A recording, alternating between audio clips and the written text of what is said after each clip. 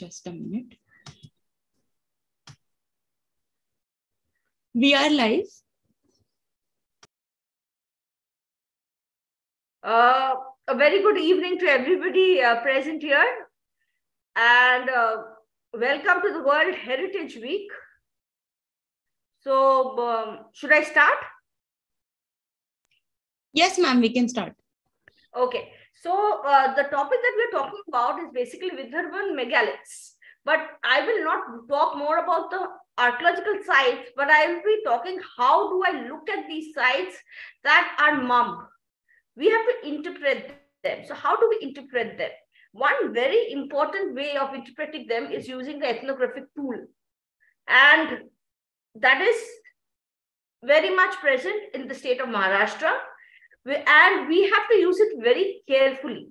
We cannot use it blindly. So if we use it in a very careful, diligent manner, we can actually interpret a lot of data that stares at us, but we cannot really interpret it.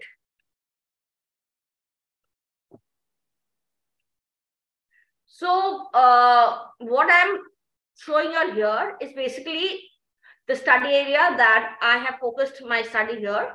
That is Vidarbha region, which is actually part of Maharashtra. It encompasses the easternmost 11 districts, namely Nagpur, Chandrapur, Gadchiroli, Bhandara, Gondia, Wardha, Amravati, Akola, Buldhana, Yotmal, and Washim. And this region of Vidarbha, it actually shares borders with Madhya Pradesh in the north, Chhattisgarh in the east, Telangana in the south, and Marathwada and Khandesh region of Maharashtra to the west. So here you can see the map. I have given a red border to the area which is being focused here. So you can see that region of Vidarbha is the most fertile region of Maharashtra.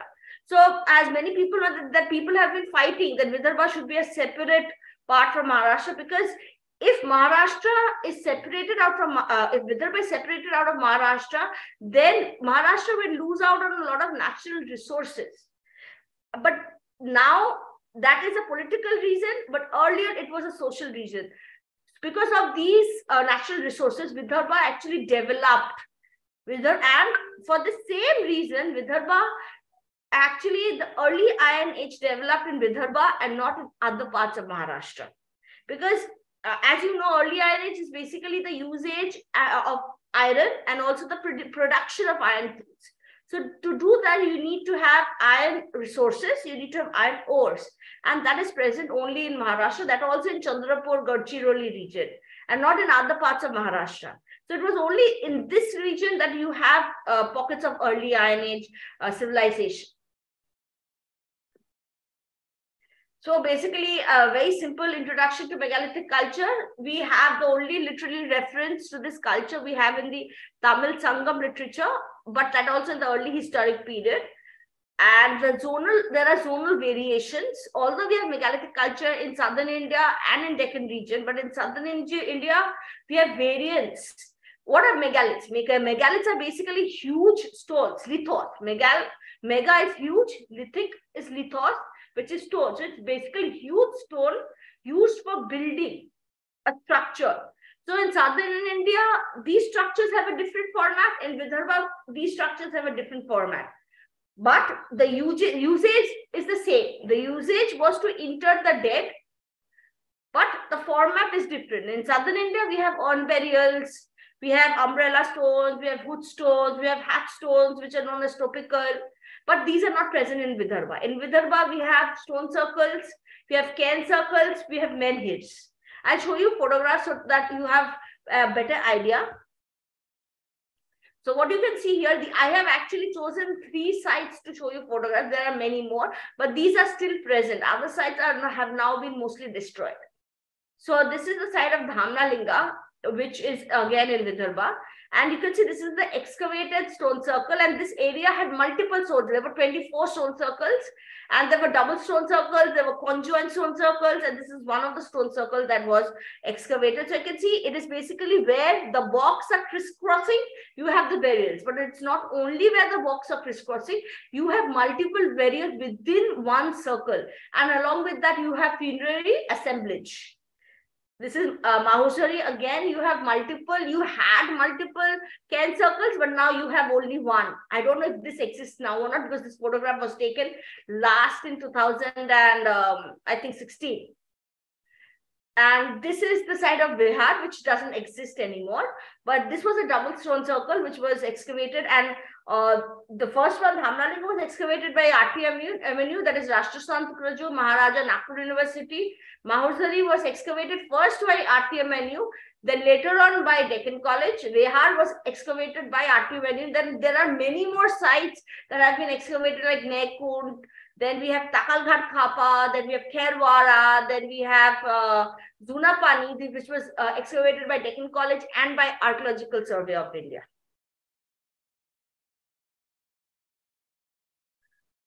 So now we'll actually look at the Gond community of Vidarbha. Why did I choose this community? So I'll first get into a little bit of story. That when I started this work, I was looking at early Iron Age tools, I was looking at megalithic traditions, and there are a lot of intangible heritage in it. You really do not know how to interpret them. The things are tangible, but the concepts behind them are intangible. So to understand these intangible concepts, I tried to look at the Gond community, which has been earlier worked by Gunther Sontheimer, and I was really interested because I had read earlier that they do construct menhirs for the dead. So that is one thing which is very similar with Vidarbha, because in Vidarbha itself we get menhirs. Not very common, but we do get menhirs. And they were one of the first tribes which used to do iron smelting too. So that is why I wanted to look at this tribe. But it is not easy to work with them, because they are in this region that I'm talking about, this Gond community. They stay in the Gadchiroli, Telangana region, and that is actually a Naxalite region. So it's not very safe and secure. And language is again a problem, because the Gond tribes, they really do not speak Hindi. They do not speak Marathi. They have their own language. They speak Gondi, or they speak a little bit of Telugu. So how would I go about it? So when I ventured on this field work, that's why I said it's very important to know your heritage. People staying in Maharashtra, people staying in Vidarbha, they do not think anything other than their city limits. The Gadchiroli is always Naxalite belt for them, but they do not know about the community that used to stay there. They never used to think about the community that they used to stay there. So basically, when you look at these communities, you can really understand that they are a hoard of knowledge for us. So when we ventured there, I had a friend with me who is a Maharashtrian, so she's fluent in Marathi, and I can understand Marathi, but I cannot speak. And we said that we'll record, but it is very difficult. How do you catch hold of a tribal person who speaks a little bit of Marathi? Because knowledge of Gondi or knowledge of Telugu is out of question. I had no idea. So how do I get answers to my questions? So when we reached there, and they are very quiet people, they're very docile. They will not come and attack you, but if you attack them, they will surely attack you. So there was this an old lady who was standing, and we were looking at the menhirs there. We actually reached the burial ground. We were looking at them. So this lady, she got a little perturbed looking at us, because we were dressed differently. We had Western attire, and we were speaking in a language that she couldn't understand. So she ran into the settlement and got hold of a boy. He was about 16, 17 years old, and he came and he looked at us. I said, do you speak Hindi? Do you speak Marathi? So that boy eventually, well, thankfully, I understand Hindi and Marathi. So I like, oh, thank God. So this boy, he said, his name was Dolu Bade. So he said that I study intern. I'm studying an intern in, I understand Marathi and Hindi. I said, see, I am doing my PhD. So he did not know much about what is PhD. I said, after intern, you will do graduation, you will do masters. And then there's something called PhD where you research. And you know what? I'm researching on your community, and your community is very important for me. So do you think I can ask you questions and you can answer for them? You can answer me and you can ask, because I do not speak your language. Can you be my interpreter? So he very willingly said, yes, why not? Because first I explained what I was trying to do. I showed him photographs of the megalithic sites that I was working. And he said, I will, of course, take you to all the burial grounds and I will ask people to your questions. Don't worry. So that is how my ethnography was actually helped by a person, by a local person. Without the help of a local person, you cannot do archaeology. Let me be very clear. If you think I will go from an outside community and I will extract data, extrapolate them and come back and write my thesis, no, that is not possible. Because till you know the ground level data, till you know those people, till they actually accept you as your own, you will not get a single word out of them. Okay, so now let us get back to the interview that I had taken there and the data that I had extrapolated there. So basically the habitat of the Gondi tribe is spread across the states of Maharashtra, Madhya Pradesh, Chhattisgarh and Andhra, and also part of Orissa. Gunter Dietz Sontheimer, while describing the stone pillars, Uraskal, erected by the Maria clan of Bastar district, he said that these actually marks the area where the dead were laid to rest. And the dead was actually named as the shadowy soul, or a symbol of power of the deceased. And the concept of ancestry worship is well reflected in the animistic religion of the Tamya gods. Because within the gods, there are multiple clans, and they are spread over a big geographical region. Okay. So there's something, and the ghosts are very much afraid of the ghosts are very much afraid of the ghosts. The worship of the dead evolved out of this concept of the sphere of ghosts and the ghost souls, and they are commonly known as Hanal. They are afraid of them, so they pray to them and appease them basically. And according to the Gondi folklore, death was a magical phenomena. Female spirits were regarded as malevolent and the male spirits were identified as benevolent. So this in Gadchiroli, we have two clans. We have the Maria gods, Bara Maria gods, and the Chota Maria gods.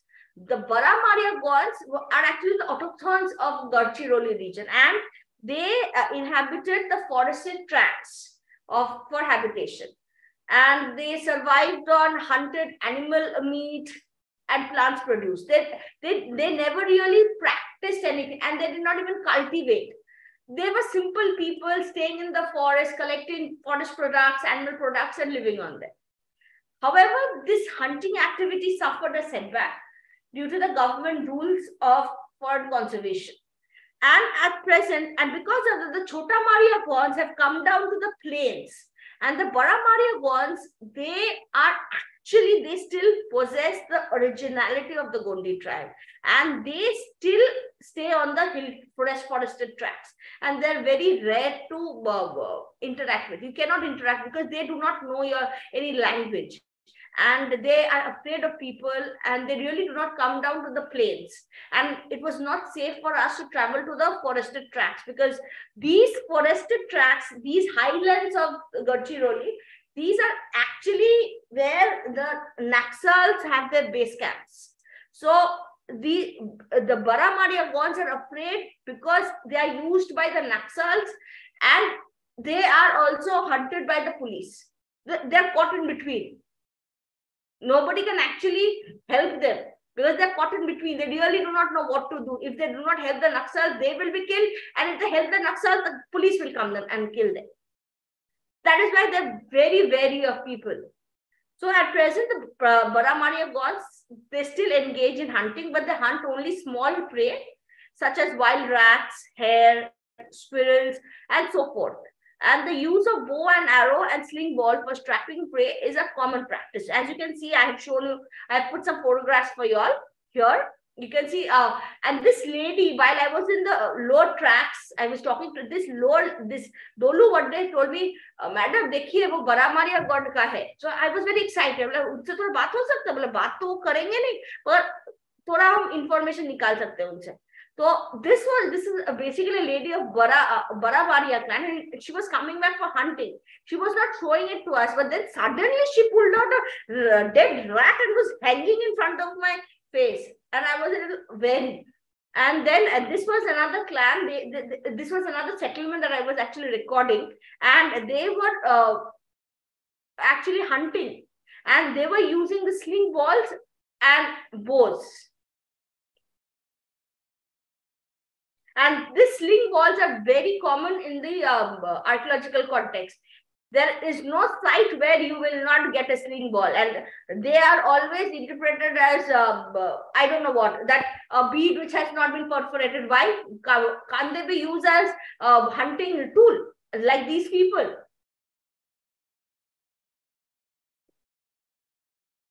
Then we have the Chota Maria Gons. The Chota Maria Gons have migrated to the plains, as I have said, and have adopted a settled lifestyle. They do engage in farming.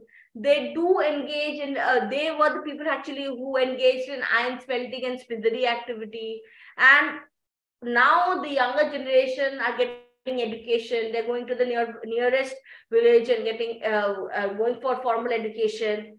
Their main occupational encompasses making toddy and mahua, country liquor. And the Agaria tribe, which was later inclusion in the Gondi community, engaged in iron smelting, which is recorded by Verrier Elvin 1942.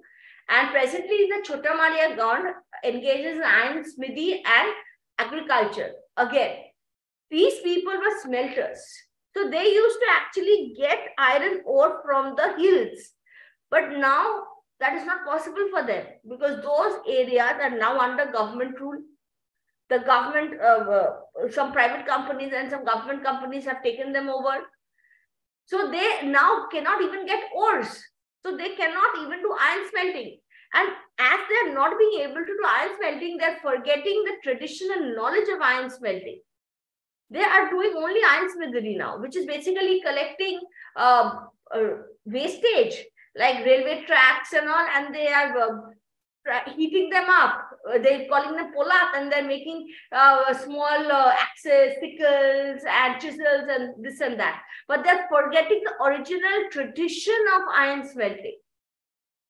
And according to the British chronicles, iron Gonds actually introduced iron metallurgy, what I had said earlier, into the Indian subcontinent, and that is reflected by one of their god, which is known as the Buradev, which was the main god of the Gondi community.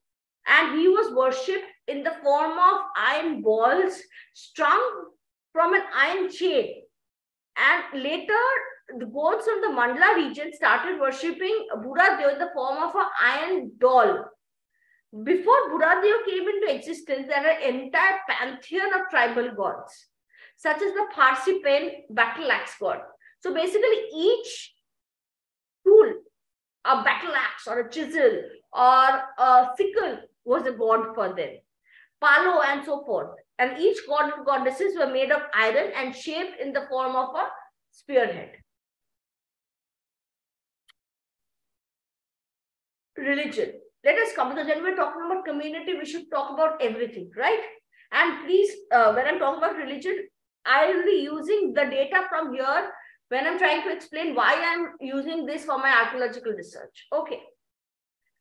So earlier, the entire tribe was segregated into clans and sub-clans.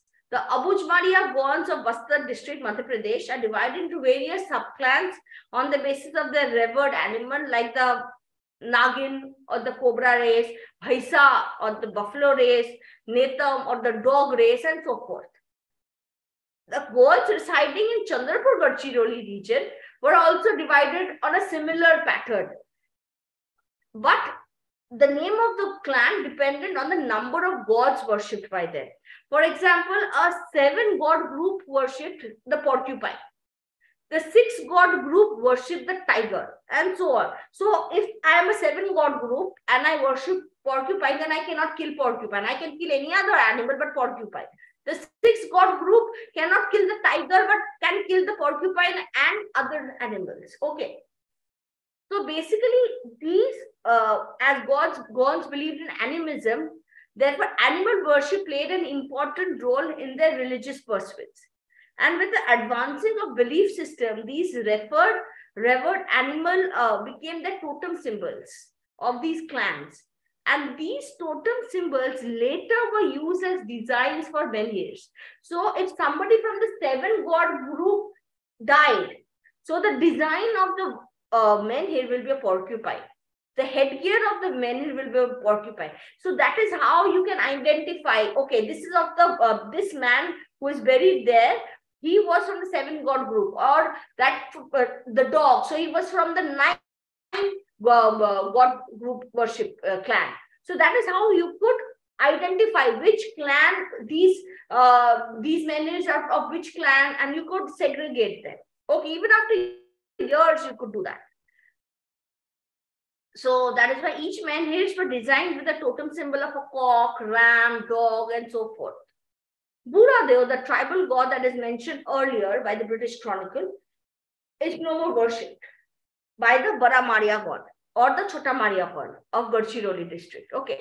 So now what is worshipped in place of that? The god that is worshipped in place of Buradeo is Lingoba. And why is Lingoba important? Lingoba is important because it is regarded as the protector of the god. And the Lingoba idol is a wooden sculpture. It's 2-dimensional and has anthropomorphic features. Okay. However, due to the absence of any permanent structure for shielding the idol from natural elements, the wooden sculpture has undergone physical changes and will eventually get destroyed. Okay. So if you look at the this wooden sculpture here, you can see that there is an anthropomorphic feature on that. And the Gondi people offer terracotta objects such as horse and elephant figurines, and the offerings are very similar to those offered to the Dharmaraj in West Bengal. So you can even see that the assemblage remains the same. Tribal gods, they believe in something. That is why the assemblage remains the same. And here you can see I put an arrow here. Along with the elephant figurines, along with the horse figurines, you have Neolithic cells also here. And cleavers. Okay.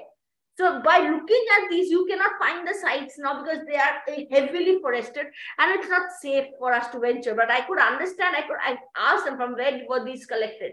So they said that this region, that region. So we knew that if by chance, if ever I have the guts to go and explore there, then I'll get the sites there, but not at the present moment. I don't have the guts at the present moment.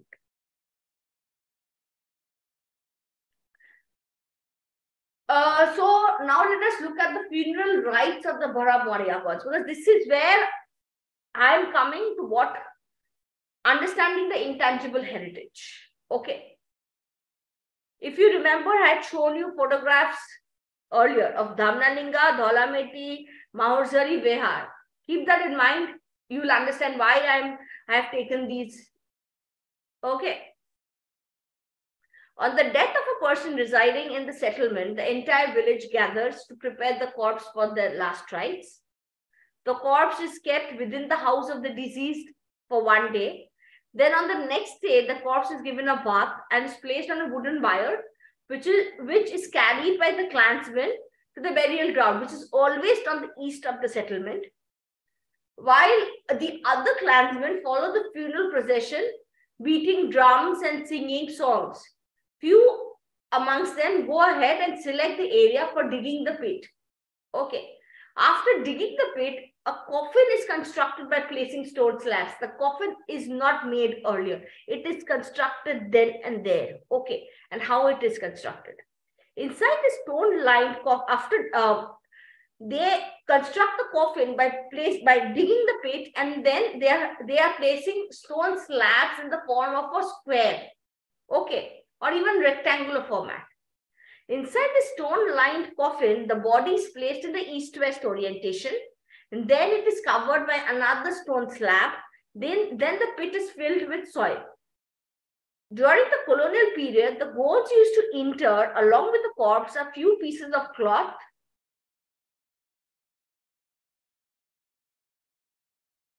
worn by the deceased, and some money. So they have never used money. So I really did not know what are they talking about money? What do they mean by money in the colonial records? Okay. But till date, what they do is that according to the belief of that this money would pay for the passage fare of the spirit to the other world. So I asked them that they don't use money. So what are they using as money? They say they generally use bits and pieces of silver, which is found very commonly there. Bits and pieces of silver. Okay. So they actually put that silver in the mouth of the dead. Okay. So sometimes along with the above mentioned objects, an iron ring is also placed on the chest. So you can see iron. Iron is still a very important part of their culture. So I am looking at the same geographical zone of the early Iron Age culture, where iron tools were made. Earliest iron tools were made. You have the iron furnace, smelting furnace from Nekund. And we have the continuation of that tradition in that same geographical zone in an area which is heavily forested and is not accessible to most people. But that same tradition is still continuing. We just have to open our eyes and look at it. Now we come to the funeral rites of the Chota Maria gods. I have enough time, I hope. So the Chota Maria gods residing in the Dubagura village, that is the village where I did my field work, in Bihar District, has a population of about 100 individuals belonging to the Vadde clan. And this settlement has a continuing tradition of constructing megaliths in memory of the deceased soul. You can look at the photograph. I was talking about this lady. This lady was the person who actually saw us for the first time and ran into the settlement to call. So I'm ever indebted to her. And she very willingly stood there while I photographed. She was very happy. So the megaliths, which is basically erected long stone slab, you can see behind. You can see that there are new ones and there are old ones also. Have been constructed near the settlement, but it is always outside the boundary of the settlement. And what is the boundary? It is a bamboo fencing. Okay. And the memorials of the settlement were erected 19 feet away from the human habitation. The Chota Maria gods still date perform the rituals of erecting memorial stones for the deceased. However, there are visible changes.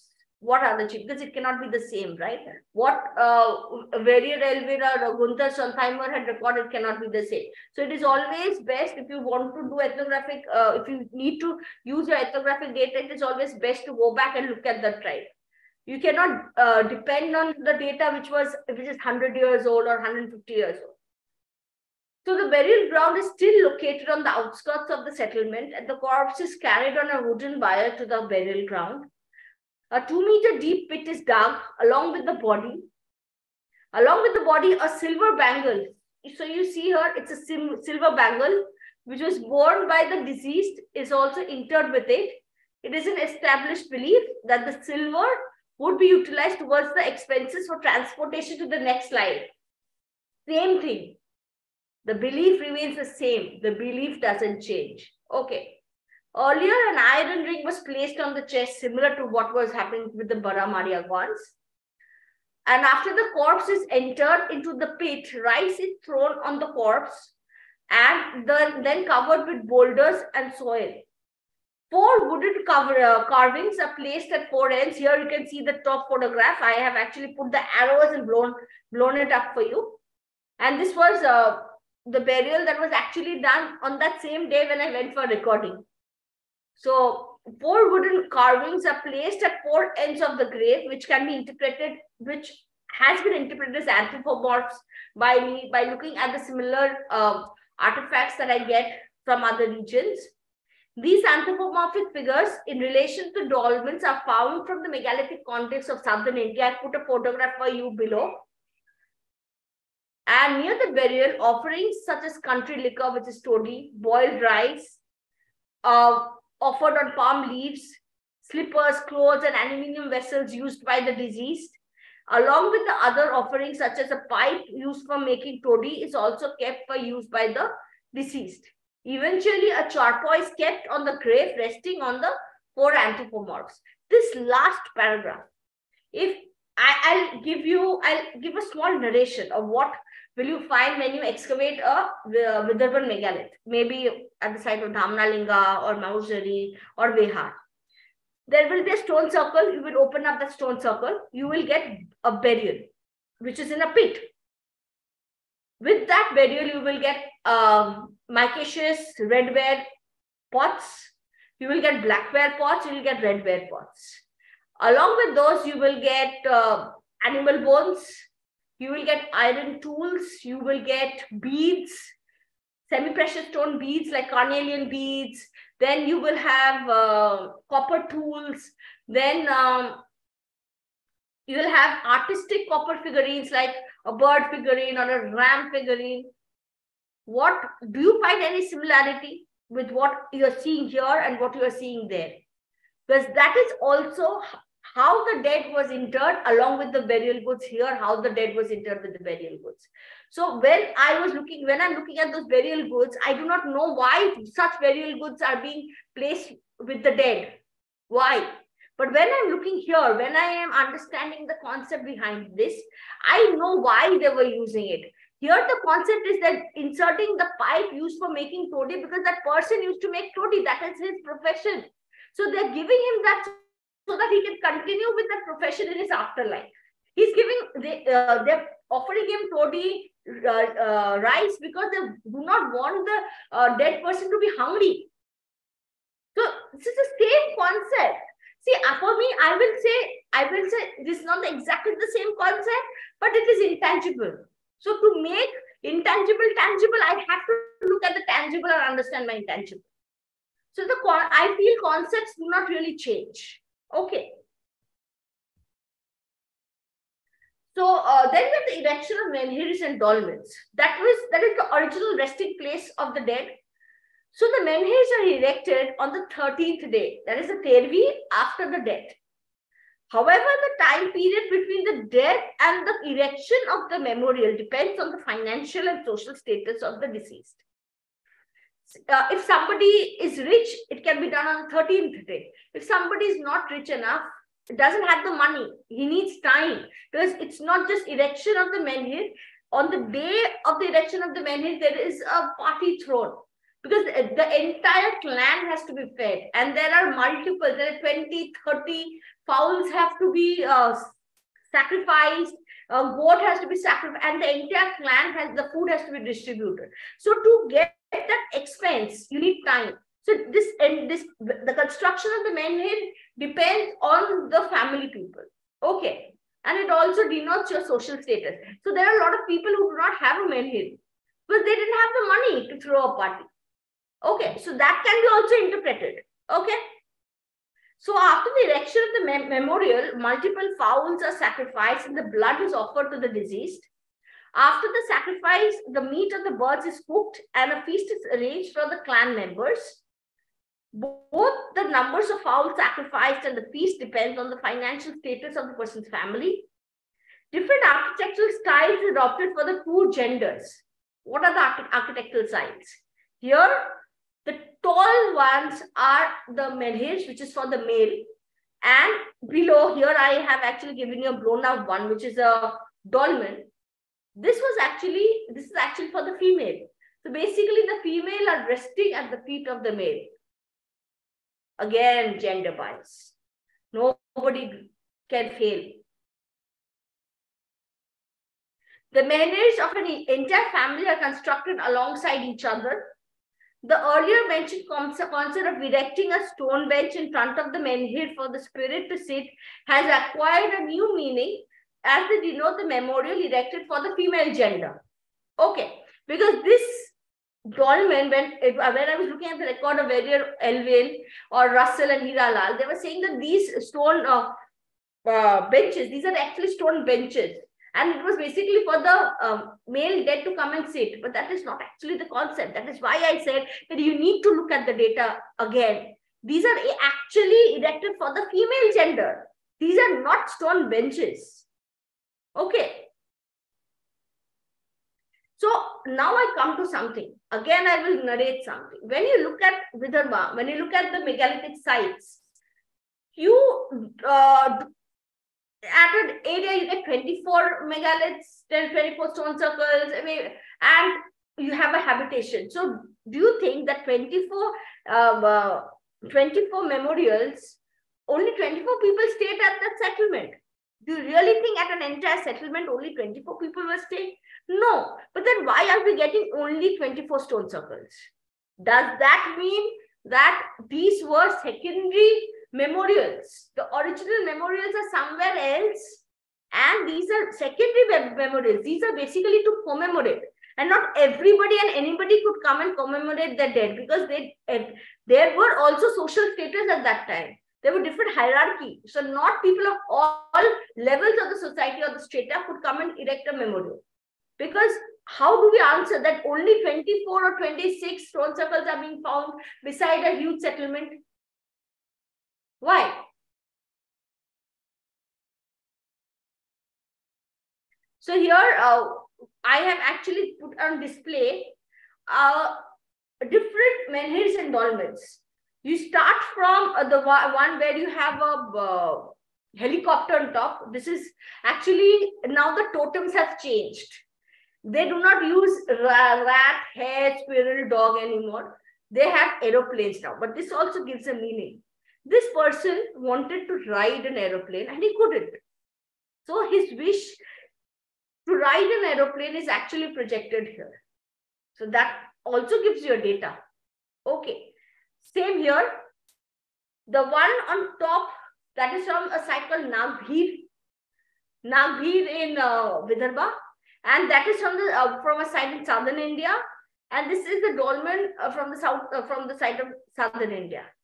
So if I just take these this helicopter out from it, and this becomes a little older, don't you think this one, the one on your left and the one on your right will be the same? Will you be, after years, will you be able to distinguish that this menhir was constructed by the Gond and this menhir is of an early Iron Age period? I don't think so. Anybody would be able to do that. So this entire data that has been extrapolated from the Gondi community helped me to understand my Vidarbha megalithic data. Helped me to understand why or how the dead were being interred, what was the process, why were those things being interred with them, how did this construction of these menhirs and dolmens were done, why were they done. So archaeological study does not always mean only start looking at archaeological artifacts. It also means looking at your surrounding and trying to extrapolate data from them. So I would always say, keep your eyes open, accept and see. Thank you.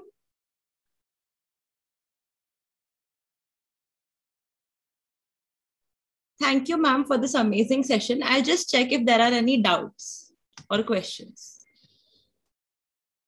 As of now, there are no doubts in the YouTube comments. If there are, then we'll let you know. And then you can answer them through that. So really thank you for this amazing and wonderful lecture. Did you go back to the Gonds and ask them? I mean, tell them that this is your work and you have done something like so that is one thing that I have not been able to do. Okay. I really want to go back and meet this boy Dolu one day, because without him, I don't think anything could have been done. Because I did not know that language and they did not know me. But this boy made everything possible. Okay. So on that note, thank you everyone, and ma'am especially, for this wonderful lecture. With this, we come to the end of our Heritage Week celebrations of 2022. We have discussed various topics, right from the importance of heritage to board games to sites like Chaul, Sopara, inscriptions, and now the intangible heritage. So truly, India is really blessed in the terms of heritage, tangible and intangible. Thank you for all the viewers for being with us in this entire week. For those who have missed up the sessions, they can go back to our YouTube channel. All the videos will be available there. Please follow us on Instagram, Facebook, and Twitter. You can also mail us at institucentrust@gmail.com. And we have an amazing upcoming sessions in December. On 3rd December, we have a nature trail at Rani Bagh. On 4th December, we have a gaming session at Mandapeshwar. On from 17th to 18th December, we have a ride that is of forts of Konkan, where Kurush sir will be taking us to amazing forts in the Konkan area. From 5th of December, we have our series 4 civilizations of the world Southeast Asian course coming up. And if Oishi ma'am allows us, we'll also have one more course in December, right, ma'am? Yes. So on that I will take you all through that. So on that note, see you all, everyone. Bye, enjoy, and please look at your heritage in a renewed fashion. Thank you. Bye.